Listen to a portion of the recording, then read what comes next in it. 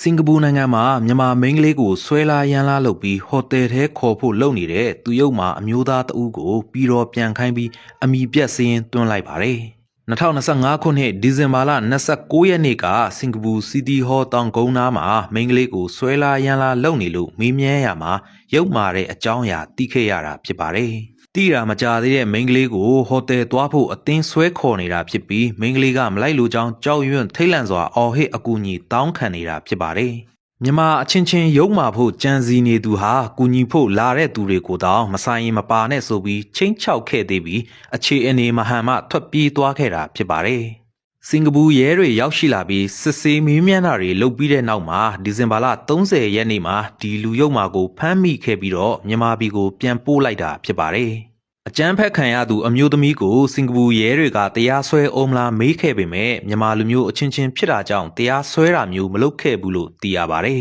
။မိန်းကလေးဖြစ်သူက JA ပေးလိုက်တာကြောင့်ထောင်မကျပဲပြီးတော့ပြန်လိုက်ရပြီးစင်ကာပူကတော့တရားခံကိုနာမည်ပြက်စည်းရင်းသွင်းပြီးဝင်ခွင့်အပြီးပိတ်လိုက်တယ်လို့သိရပါတယ်။ အားလုံးပဲမင်္ဂလာပါကျွန်တော်နာမည်တင်ကိုလို့ခေါ်ပါတယ်ကျွန်တော်စင်ကူနိုင်ငံမှာအလုပ်လုပ်နေပါတယ်ကျွန်တော်တို့2025ဒီဇင်ဘာလ28ရက်နေ့ကစီရီယောနာမှာဖြစ်ပွားခဲ့တဲ့ဖြစ်စဉ်လေးကိုကျွန်တော်ပြန်လည်ချင်းပြခြင်းလို့ဒါပြောခြင်းဖြစ်ပါတယ်ဒီညီမလေးလိုက်ခေါ်တဲညိုလေအခုအနှုံညိုမျက်နှာရဲတောင်းပါတယ်ညီမလေးနဲ့အကိုနဲ့ဘယ်တည်တယ်ဖြစ်တယ်မို့လို့ညီမလေးအပြင်ထွက်လာပြီးဒီဥစ္စာကိုပြန်လည်ဖြည့်ချင်းပေးပါဖြစ်တဲ့အားလုံးညီမလေးနဲ့အကိုနဲ့နှစ်ယောက်တည်းပဲတည်တယ်ကြောင်းမလို့ပြန်လည်ဖြည့်ချင်းပေးပါအကိုမိသားစုလည်းအများကြီးဂုဏ်သိက္ခာကျတဲ့တည်ပါတယ်အကိုအတွက်လည်းလုပ်ငန်းကံတော့အများကြီးထိခိုက်နေပါတယ်အတွက်ကြောင့်မလို့ညီမလေးအကိုဗီဒီယိုဖိုင်များတွေ့ခဲ့တဲ့ရှင်အချိန်မီလာရောက်ဖြည့်ချင်းပေးဖို့အတွက်အကိုအနှုံညိုမြတ်တာရဲတောင်းပါပါ2025ဒီဇင်ဘာ27ရက်နေ့ကဖြစ်သွားခဲ့တဲ့ဖြစ်စဉ်ကိုလွန်ခဲ့တော့3ရက်ခန့်လောက်ကကာယကံချင်းမင်းကလေးကိုကျွန်တော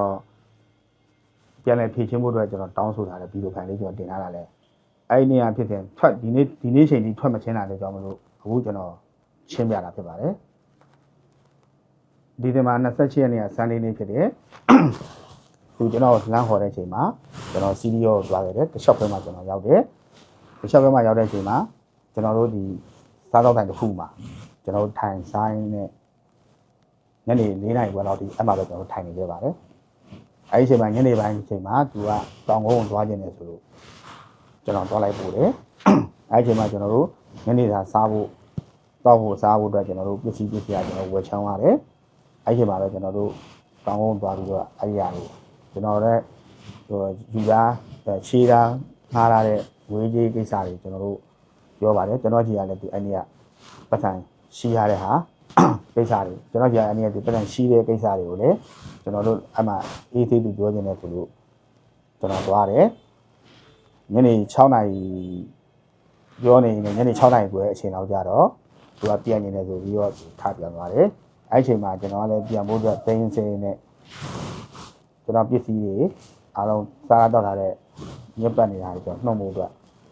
ကျွန်တော်သိသိနေချိန်မှာကျွန်တော်ရဲ့ဘန်ကရဲ့ပါဝါဘန်ရဲ့ပတ်တာရဲ့မရှိတော့ဘူးအဲ့ချိန်မှာကျွန်တော်သူ့ကိုဖုံးဆက်ပြီးတော့ကျွန်တော်လမ်းမေးတယ်ဖုံးမကင်ဘူးဖုံးမကင်တဲ့အချိန်မှာပဲကျွန်တော်လမ်းပြီးတော့ကြည့်လိုက်တဲ့အချိန်မှာကျွန်တော်နဲ့မလမ်းမကန်းလောက်မှာပဲရှိသေးတယ်ဆိုတော့ကျွန်တော်ဖတ်တတ်တော်မရှိဘဲနဲ့ကျွန်တော်လိုက်သွားတယ်ကျွန်တော်ပြေးလိုက်ပြီးသူ့ကိုကျွန်တော်မေးတဲ့အချိန်မှာနေနေတဲ့အချိန်မှာသူ့ကြောဝဲကိုကျွန်တော်တိုင်ထားတယ်အဲ့ချိန်မှာသူနဲ့ဘယ်လိုဆက်နွယ်မှုရှိတယ်မသိဘူးအကိုတယောက်တော့လည်းကောင်း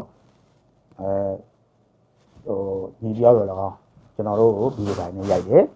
ဗီဒီယိုတိုင်းနဲ့ရိုက်တဲ့အချိန်မှာဒီကောင်မလေးကလည်းအဲ့ဒီအချိန်မှာသူပြောချင်တာတွေသူပြောနေလိမ့်မယ်ဒါပေမဲ့ဒီအကိုကိုကျွန်တော်လမ်းခေါ်တယ်ဒီကိုကျွန်တော်ခေါ်တယ်အကိုလာခဲ့ကျွန်တော်နေရာကိုကျွန်တော်ဖြစ်စဉ်ကိုအကိုကျွန်တော်ရေးအမှရှင်းပြမယ်လို့ကျွန်တော်သူ့ကိုခေါ်တယ်ဒီအကိုခေါ်တဲ့အချိန်မှာဒီကိုမလိုက်လာဘူးဘာလို့လဲကျွန်တော်မှဒီမှာကျွန်တော်တို့စားလာတောက်ထားတဲ့ဟာတွေတန့်ရှင်းလုပ်ရမယ်ပြီးတော့ကျွန်တော်မှဒီဘန်ကတ်တို့ပါဝါဘန်တို့ပတ်တာအေးတို့မရှိတော့ဘူးဆိုတာလေအခုတက်တည်အဖြစ်နဲ့ကျွန်တော်ပြဖို့ကျွန်တော်ခေါ်တယ်ကျွန်တော်ထိုင်တဲ့နေရာအထိသူမလိုက်လာဘူးမလိုက်လာတဲ့အချိန်မှာသူကမင်းကရဲခေါ်မယ်လို့ပြောတယ်အခုခေါ်လိုက်ရတယ်လို့ကျွန်တော်ပြောတယ်အခုခေါ်လိုက်ပါအဲ့တော့ဒီကောင်မလေးကိုကျွန်တော်ဟိုတယ်ခေါ်တယ်အခုမှစတွေ့ပြီးဟိုတယ်ခေါ်တယ်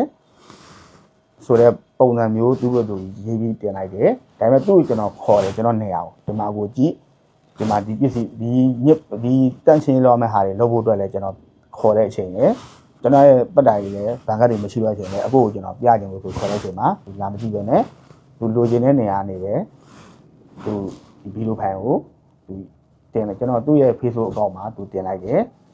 ကျွန်တော်ဘယ်ရဲနဲ့မှလည်းကျွန်တော်ဖြည့်ချင်းခဲ့ရတာမရှိဘူးဘယ်ရဲစခန်းမှလည်းကျွန်တော်မရောက်ခဲ့ဘူးနောက်တဲ့အကိုတရားအကောင့်တစ်ခုမှာကျွန်တော်စင်ကူကဘန်းလိုက်တယ်လို့ဟိုအပြီးပိုင်းဘန်းလိုက်တယ်လို့ဆိုတာလည်းမဟုတ်ပါဘူးကျွန်တော်ပြန်မဲ့ရက်ကိုကျွန်တော်ခွင့်ပြန်မဲ့ရက်ကျွန်တော်အသေးသားခွဲစိတ်မှုတစ်ခုလုပ်ဖို့အတွက်ခွင့်ပြန်မဲ့ရက်ကိုလည်းဒီကောင်မလေးကသိပါတယ်ဘယ်ရက်ကိုပြန်မဲ့ဆိုတာဒီကိုပဲသတင်းဆက်ပြီးတော့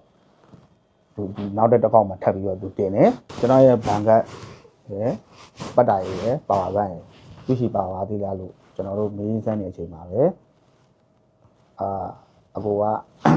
ဟိုဗီဒီယိုဖိုင်ကိုရိုက်ပြီးတော့အကိုလိုချင်တာကိုထိတ်တွေးရေးပြီးတော့ဟိုတင်လိုက်တဲ့ကြောင့်မလို့အကိုကိုကျွန်တော်ခေါ်ပါသေးတယ်ဒီနေရာကိုကျွန်တော်နေရာကိုလာပြီးတော့ကြည့်ကြည့်ပါစစ်စစ်ကြည့်ပါဆိုပြီးတော့အဲ့အကိုမလိုက်လာပဲနဲ့ကျွန်တော်ကိုအကိုလိုချင်ဟိုရေးချင်တဲ့အကိုဖြစ်ချင်တဲ့နေရာနေပြီးအကိုကျွန်တော်အကိုအကောင့်နေပြီးအကိုတင်လိုက်တဲ့ကြောင့်မလို့အကိုပြအောင်လို့ကျွန်တော်ဒီညမှာဒီခါလေးကျွန်တော်ထိတ်ရှင်းနေတဲ့ဖြစ်ပါတယ်အားလုံးပဲမင်္ဂလာပါရှင်ကျွန်မတော့ကိုတင်ကိုဦးရဲ့ကိစ္စနဲ့ပြောချင်ပါတယ်ရှင်ကျွန်မလာရေးပါရှင်ကျွန်မကခုကိုတင်ကိုဦးရဲ့ကျွန်မကိုဆွဆွဲတာတွေတခိုးယူတာတွေဘန်ကတင်ဘန်ကယူတာတွေပတ်စံအိတ်ယူတာတွေ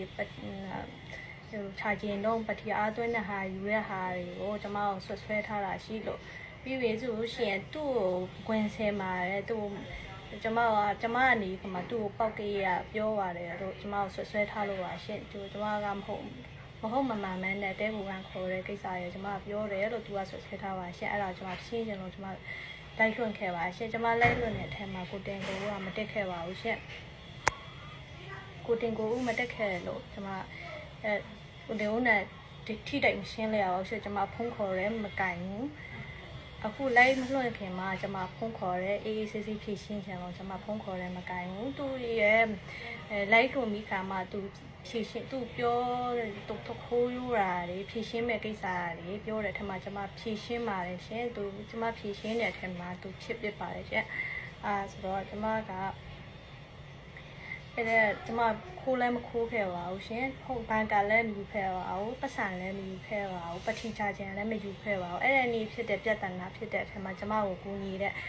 အကိုတွေကနေခါမှာကျွန်မအိတ်ကိုစစ်ပါတယ်ရှင်စစ်တော့ခါရနေပစ္စည်းဘာတစ်ခုမှမပါဘူးလို့သူ့ကိုပြပါတယ်ရှင်ပြီးပြီဆိုလို့ရှိရင်ကျွန်မရဲ့ဖုန်းကိုတောင်မှသူ့ဖုန်းလို့ပြောပါတယ်ရှင်အဲ့ဒါနဲ့ကျွန်မဖုန်း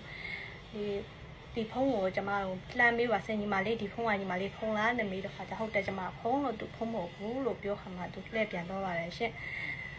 ကျွန်မမတက်တည်ရှိပါတယ်ရှင်သူပစ္စည်းဘာတစ်ခုမှမခိုးခဲ့ရပါဘူးရှင်ပတ်တန်ကလည်းမယူခဲ့ဘူးပတ်စာလည်းမယူခဲ့ဘူးပတိချခြင်းလည်းမယူခဲ့ပါဘူးရှင်